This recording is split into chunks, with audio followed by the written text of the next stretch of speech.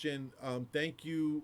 Oh, Mark. Mark said, "Hi, Kenny. Can you explain your guitar chain? Thank you." Okay, this is such a weird question. My guitar chain is different every single time that I play guitar. And I think there's people in here who might have seen me do a bass video, and it showed that I use Pro Q and I use R bass and I use mid side and I go through a certain preamp and and that's how I do my bass. That video is misleading also. I don't do the bass the same way every single day. The last 4 times I've recorded live bass in the studio, I've recorded them 4 different ways. One time I recorded them through a BAE 1073 into the computer, and there was a different setup of plugins. One time I recorded it through the Coil Audio preamp via an Acme DI box, and then the other time I recorded it through an old Altec mixer. Completely different signals. They're going to sound completely different. The gain staging is completely different. And that's before it even gets to the computer, before you put on something to enhance it or something to affect the sound or an EQ or whatever the fuck, R bass. That video was just like a go-to for me on how I get a good bass tone, and that's what I was feeling that day. A lot of people see that bass thing, and a lot of people have told me that they've watched that, they've used those plugins, whatever it is.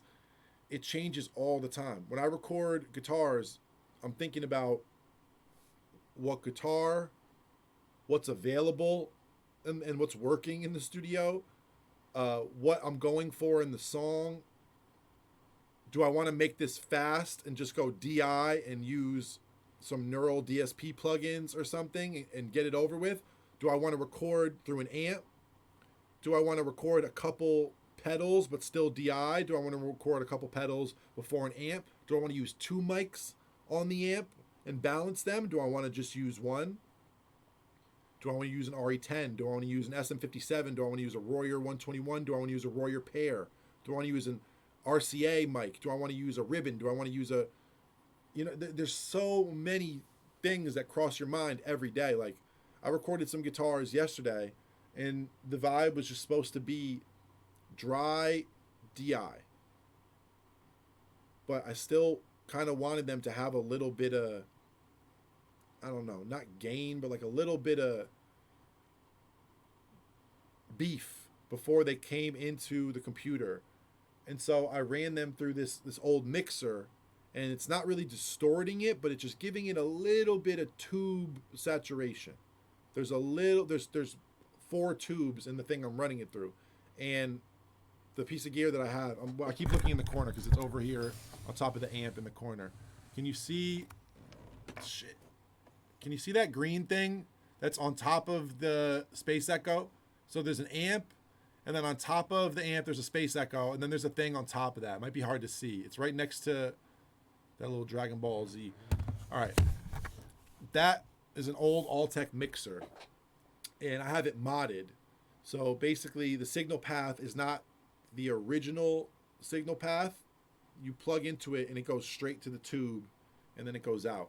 So it kind of gives you the same effect of like a tube amp.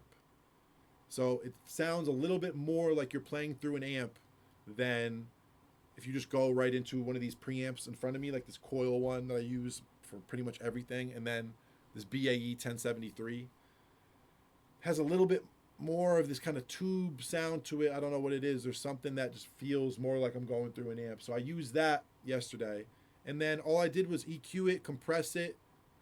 I fucked with the mid side a little bit, panned it, and used that plugin Springs for reverb, which I really liked. But that was just yesterday. I've never done that exact chain ever before. Not with that exact guitar, through that mixer, with those plugins. So when it comes to the guitar chain, I have a lot of go-tos, but lately I'm not using Guitar Rig or Neural DSP or any of the amp simulators. I'm either recording a real amp in real life, or I'm going through a preamp or some kind of old mixer before it hits the computer, and then I'm just EQing it and fucking with it and using distortion and stuff on the computer sometimes, or using pedals sometimes. Like there's pedal boards all around the room. There's a pedal board over there, obviously, that goes to all the keyboards, but I can plug my guitar stuff right into that. Can you see those pedals on the floor? It's so fucking dark in here. Hold on. Can you see those pedals right here? So that pedal board goes for all the keyboards. So all the keyboards go through that. But I can plug the guitar into that really easily and use it. And then over here, the amp I've been recording the most.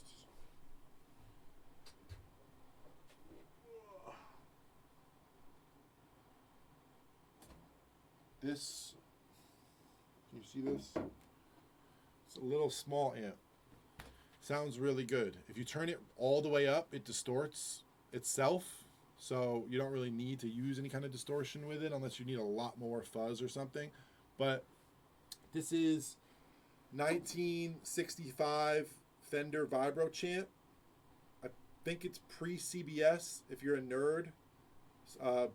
Fender was bought by CBS in 65 or some shit. So usually people like get really uppity about stuff that's post or pre-CBS. This is 1965 pre-CBS blackface. I think it might be 64. Blackface Vibro Champ. So there's no reverb on it, but it does have that Fender vibrato. And yeah, it just sounds amazing. So it's really, really small. Not a lot of watts, not a lot of power, but even at a really low volume, just sounds so good. And then this amp over here, this big amp in the corner, is also vintage Fender. It's a 70s Fender amp. Let's see how far this will go. I don't think I can really get all the way over there. It's a 70s Fender amp called a Bassman 10. So if you guys know Krungbin, do you guys know the band Krungbin? They use that same amp for bass. So it's the same amp that Laura uses for bass, but it's amazing. It's amazing for guitar. It's amazing for bass. It sounds amazing. There's a Space Echo on top of there. Over here on top of the EX2. I use these both a lot with guitars. That's a Tube Tape Echo by Full Tone, and that's a Benson Echo Rec. That's a reverb I've showed on here before, a Sansui reverb. But yeah, this is my most recorded guitar amp. There's a PV Decade down there also, which for like distorted tones, I use the PV. It sounds really good.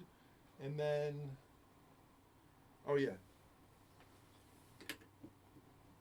here is like one of my makeshift pedal boards. And this, like, I don't even, I can bring it lower so I can show you. This is just a pedal board that I always have on the floor so I can quickly plug in a bunch of pedals and just get guitar stuff going really fast. So on here right now, Strymon Sunset. There's a mini wah. There's a MXR Univibe, which this is such a sleeper pedal. Like Univibe is a very unique sound, which just sounds so fucking cool. Univibe, the Chase Bliss Habit for just getting weird, but it's also just really fun. End up doing shit every time with this that I like never would have thought of. Then this old Qtron. This on bass is just about the best, and you don't even need to use like the wah wah wah wah auto wah, because this, if you know what a Qtron sounds like, it's like that really funky wah kind of sound. I use it way less drastic than that, but sounds amazing on bass. My homie Nick put me onto this. And then yeah, like there's pedals all over the fucking place. There's Generation Loss, the new one, best pedal ever. I saw AJ Hall use this on drums. It sounded amazing. But yeah, down here I have Swollen Pickle. This is really good DI. I like going into this and into the preamp without any kind of amp or anything. It sounds amazing. Here's a custom pedal. This is a custom Dots pedal that I made with Zvex.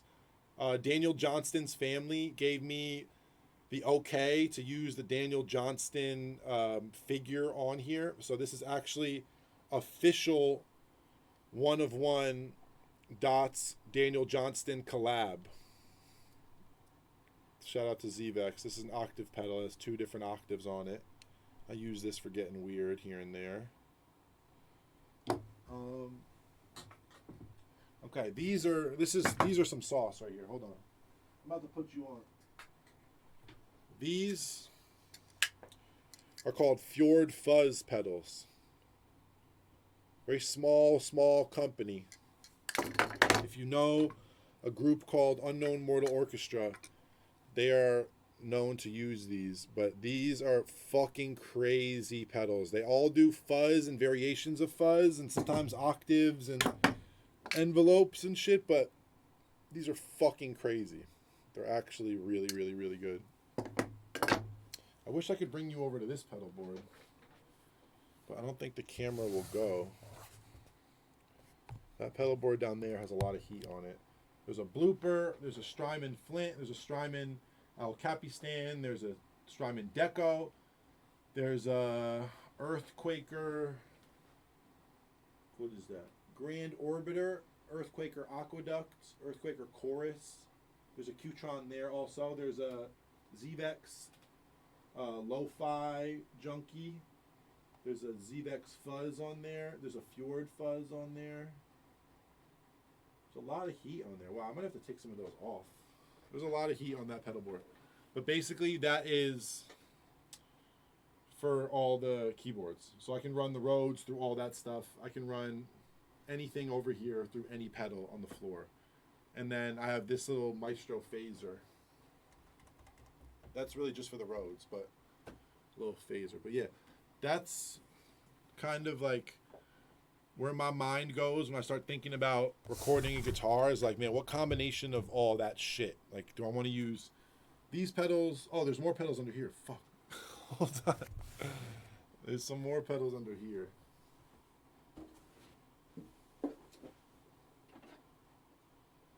Bit Commander, Earthquaker, really good. What strain are we smoking today, Kenny? Oh, Holy Grail. This is an amazing reverb. I actually kind of need this. Might leave this out. Amazing reverb. MXR Dyna Comp. It's a little compressor pedal. Very, very, very, very, very, very slept on. Very, very slept on. Sounds super fucking good. These are Boss pedals that I've had since I was about 12 or 13 years old. These are two, like, fucking almost 20-year-old Boss pedals. So crazy. And then there's a whole other huge thing of pedals that I have at my house that are not here, but they're probably all there for a reason. Whose glasses are these? Whoa, somebody left some Gucci's. Whoa, somebody left a pair of Gucci's. Whoa, I'm not even kidding. Someone left some Gucci glasses here. Whoa, came up. Came up. Remember what I was saying about that Scott Storch shit? I take it back. Sessions are $5,000 a piece from today on. These are a vibe. I can't tell if I'm about to, like, ski Black Diamond or star in a, like, Travis Scott music video from 6 years ago. This is crazy. Someone said I look like Thundercat. I know that's not true. I need a deep V-neck. I do not look like Saucy Santana, bro.